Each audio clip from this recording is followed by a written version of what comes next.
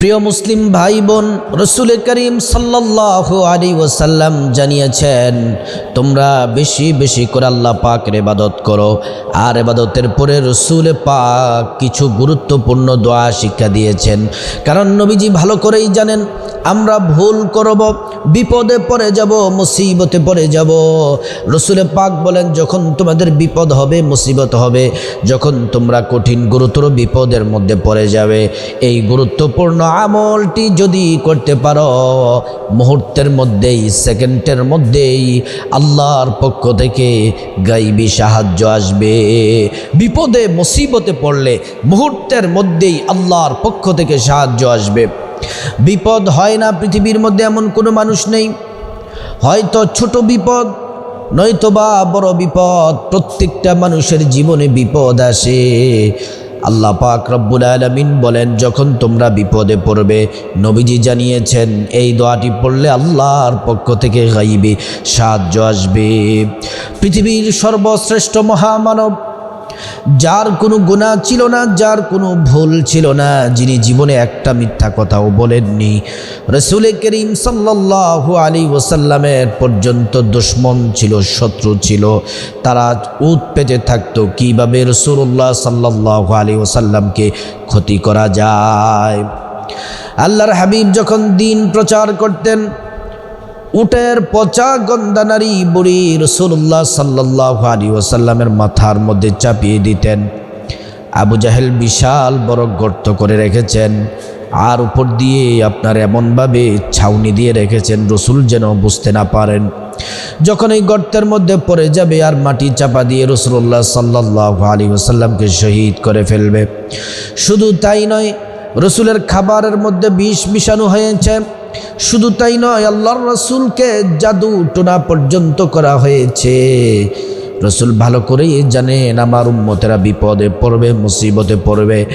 যখন রসুল ডেকে ডেকে বললেন, হে আমার উম্মতেরা, যখন তোমরা বিপদে পড়বে, মুসিবতে পড়বে, টেনশনে পড়বে, গুরুত্বপূর্ণ শক্তিশালী একটা দোয়া যদি তোমরা পাঠ করতে পারো, আল্লাহ পাক রব্বুল আলামিন সেকেন্ডের মধ্যেই তোমাদের জন্য সাহায্য পাঠাবে।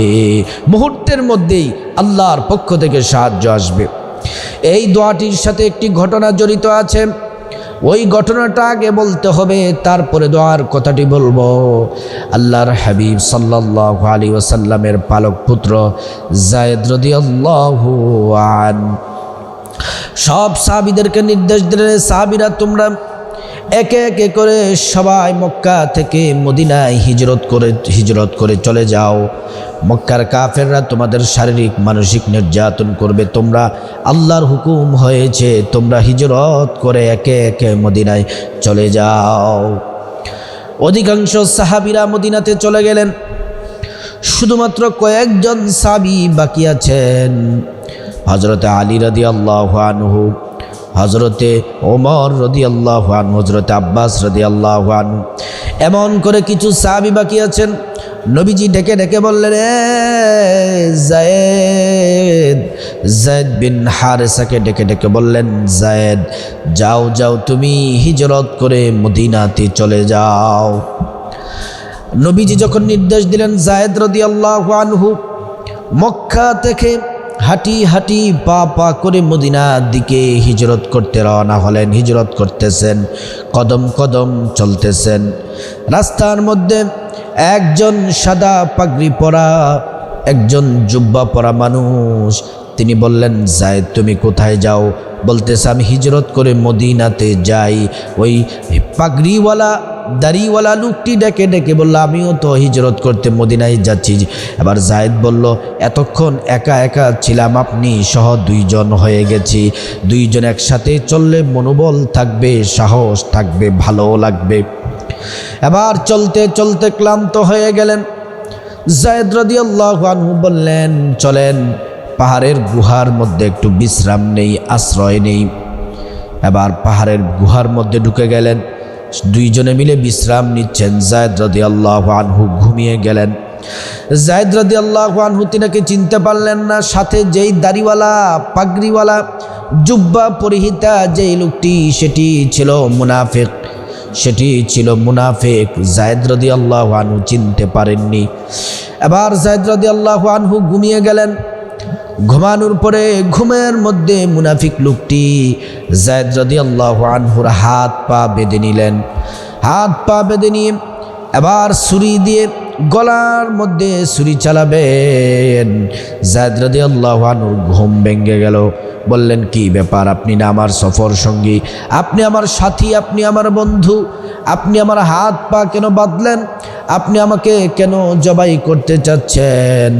বলতেছে, মুহাম্মদ তোমাকে মহাব্বত করে, আর মুহাম্মদ যাকে বেশি ভালোবাসে তাকে আমি ঘৃণা করি, আর মুহাম্মদকে কষ্ট পেতে দেখলে আমার আনন্দ লাগে। কারণ নবীজি যায়েদকে মহাব্বত করে, এজন্য যায়েদকে জবাই করবে, আর যায়েদকে জবাই করলে নবীজি কষ্ট পাবে, এটা মুনাফিকের আনন্দ লাগবে। যখন ছুরি চালাবে, অন্য কোনো মানুষ নেই, আশেপাশে ঘর বাড়ি নেই। যায়েদ রাদিয়াল্লাহু আনহু আল্লাহকে ডাক দিয়ে বললেন, আর শক্তিশালী দোয়াটি পড়লেন, আগিসনি ইয়া রহমান, আগিসনি ইয়া রহমান। আল্লাহ তাআলাকে ডাকের সাথে সাথে জিবরাইল সিদরাতুল মুনতাহার মধ্যে আছেন। আল্লাহ তাআলা ডেকে ডেকে বললেন, ও জিবরাইল, যাও যাও, যায়েদকে গিয়ে তুমি হেফাজত করো। এত শক্তিশালী দোয়া পড়লো, যাও যাও, যায়েদকে গিয়ে সাহায্য করো। জিবরাইল আলাইহিস সালাম তখন তিনি সিদরাতুল মুনতাহা থেকে আওয়াজ দিলেন, লা তাকতুলু, খবরদার হত্যা করো না।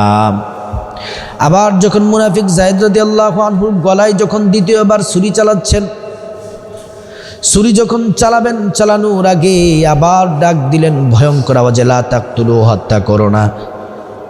তৃতীয়বার আবার যখন ছুরি চালানোর চেষ্টা করলেন, যায়েদ রাদিয়াল্লাহু আনহু বললেন, আগিসনি ইয়া রহমান। আর দেরি করলেন না, ওই জিবরাইল আইসা সাথে সাথে মুনাফিককে জবাই করে দিলেন।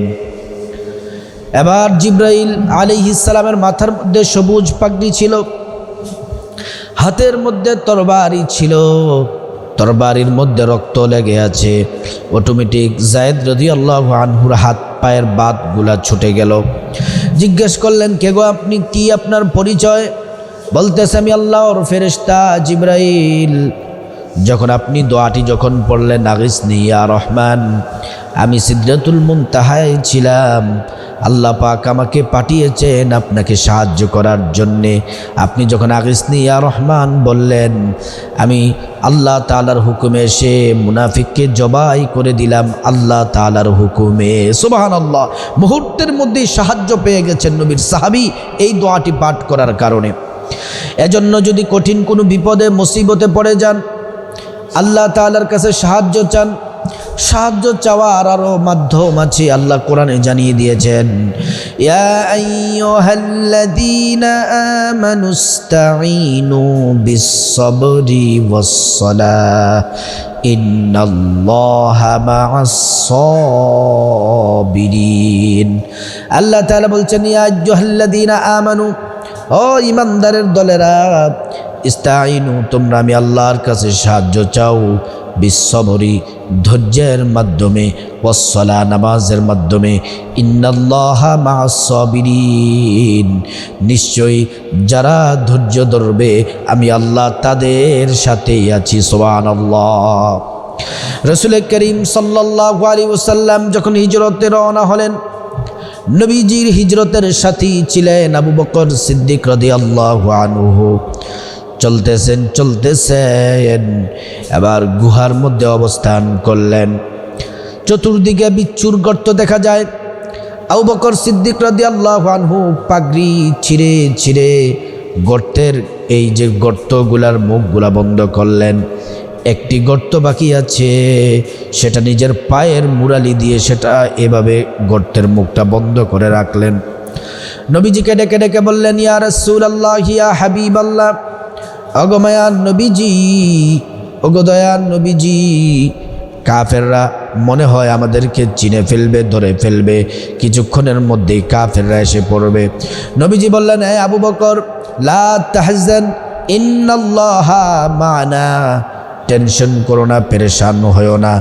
ইন্নাল্লাহা মা'ানা, আমরা দুইজনেই এইখানে নই, আমাদের আল্লাহ আমাদের সাথে আছেন। সুবহানাল্লাহ।